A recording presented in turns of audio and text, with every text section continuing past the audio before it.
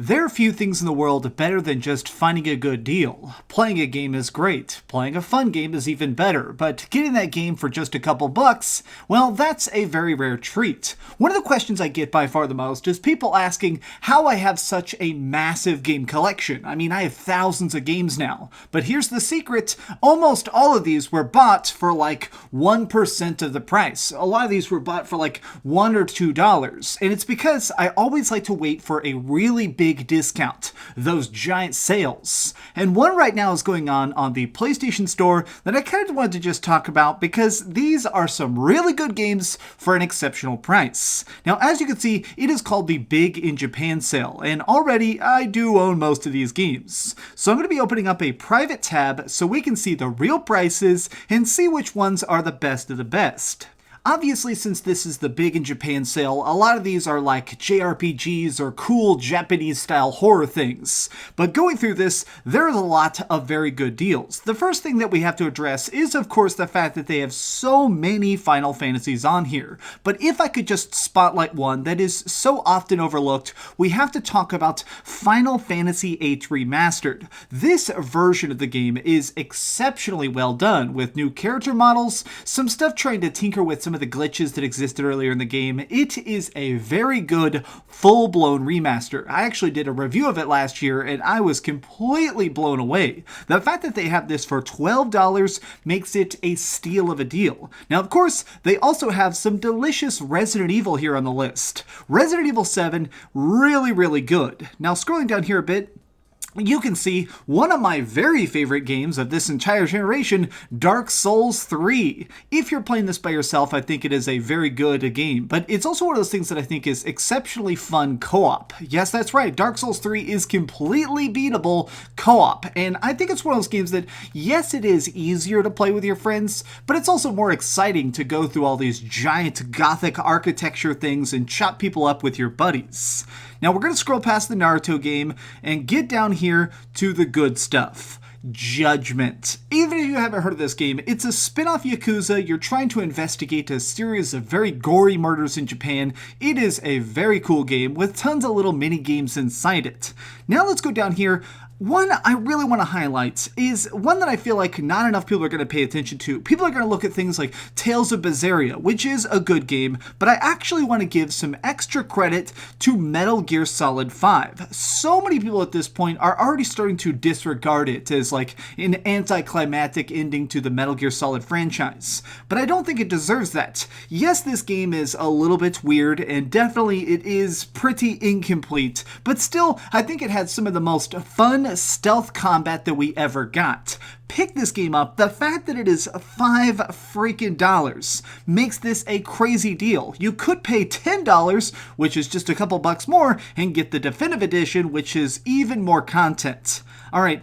This is where things get really, really JRPG-ish. I love a lot of these things, but Danganronpa. All of these are fun. If you've never tried the Danganronpa games, they're like a point-and-click detective games where you're trying to gather up clues and then going through a series of trials. They are about as eccentric as a game could possibly be. There's characters that are like pretend robots. There's all sorts of weird plot twists. These games are pretty dang good. Alright, scrolling down here, Shenmue 3, I still think that this is a little bit expensive. I love Shenmue 3, but let's face it, $35. You can find this for about $20 at certain other retailers if you know where to look for it.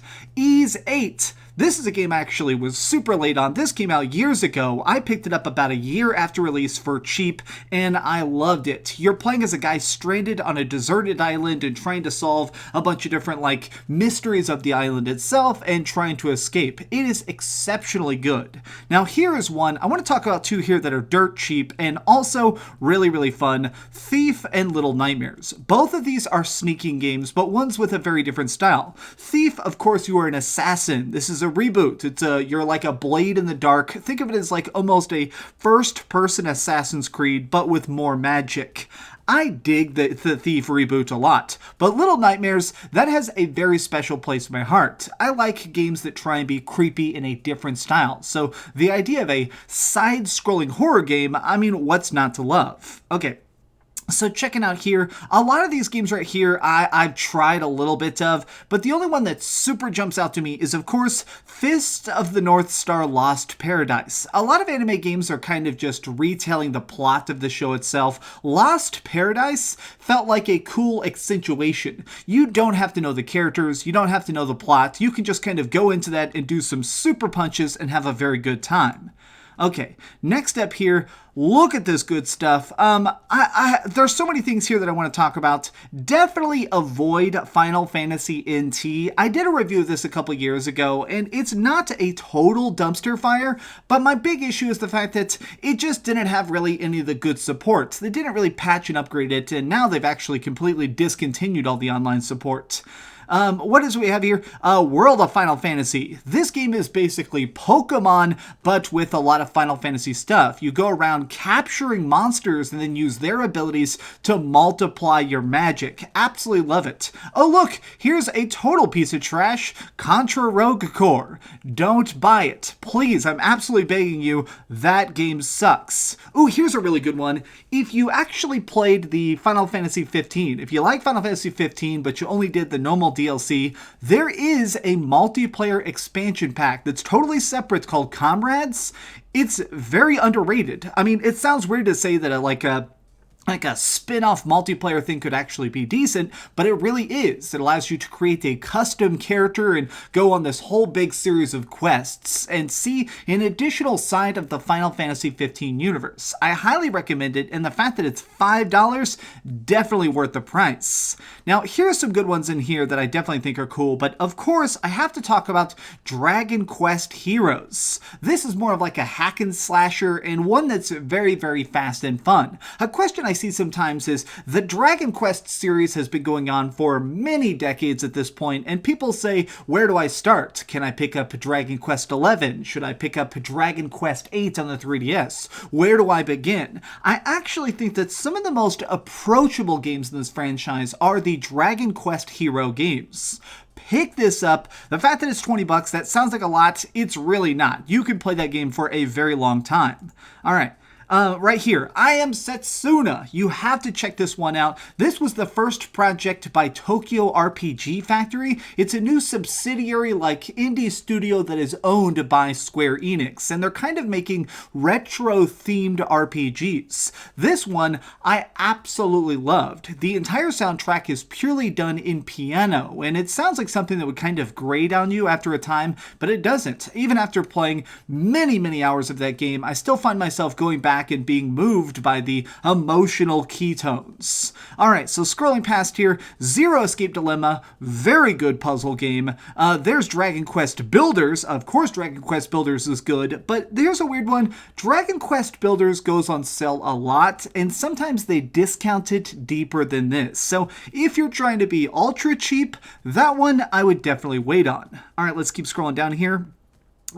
Life is Strange 2, I go back and forth on this one a little bit. I like Life is Strange 2, but some of these like interactive narrative experiences are just over too fast. But for $2 to try out the first episode, if you're interested in the idea of it, maybe check that one out. Lost Sphere, this is the follow-up to I Am Setsuna, a new storyline and a new cast, but it is the next project that was done by Tokyo RPG Factory. There are so many good deals, but let's face it, one of them isn't Valkyria Profile. Screw Valkyria Revolution. That's what this game was called. I beat this game and it was so freaking bad. Oh god, do not buy that game. Even if it was $2, I would tell you, do not pick it up.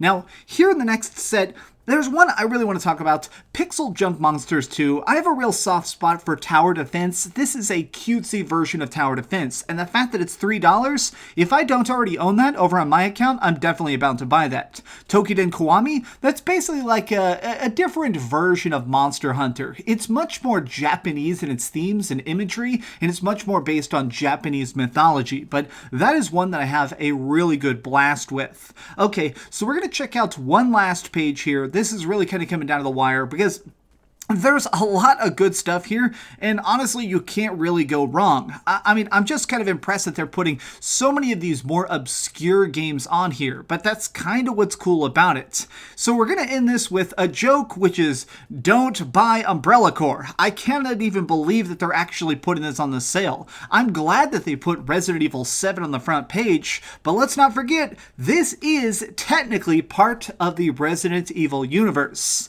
I love so many of the games they put on here. Even though I own a lot of these already because they are like Final Fantasies and stuff, I'm definitely going to go through here and make sure that I pick up the rest. I do want to end this video though with a piece of advice, because I know a lot of people say, well, I don't want digital games. I want physical only. Well, here's what I got to say to you. Sometimes it's worth it to pick up a digital game when it's dirt cheap. Sometimes what I'll do is I'll find a game for like $2 or $3 and I'll buy it digitally and I'll enjoy it that way for a couple of years. And then when I eventually find a game like physically for like $2 or $3 because it's just been so old at that point, I end up picking it up. Even now, because the PlayStation 4 has been out so long, I've been able to pick up a lot of the games I love. I own this digitally, and I also found this physical copy for I think 99 cents at a yard sale. Sometimes it's worth it, even if you are a physical lover, to grab a cheap digital game. Keep on finding cool stuff. I hope you enjoyed this video. I've never done like a eShop sale thing like this. But my buddy Spawnwave and RGT85 told me to give it a shot, and they said it'd be fun to do. And honestly, this was fun to do. If you enjoyed this video, please give it a like so I know that people really kind of want more of this in the future someday. And subscribe if you haven't already. But do me the biggest favor of all and keep dreaming. Wow, honestly, this was fun. I feel like I just get to go shopping with my friends. How cheesy is that? Thanks so much for watching that video. If you want to see something else, you can always click this link to see what I put up last, or, you know, subscribe and see what's coming up next. Also, I promise that whatever I do, it'll try not to suck.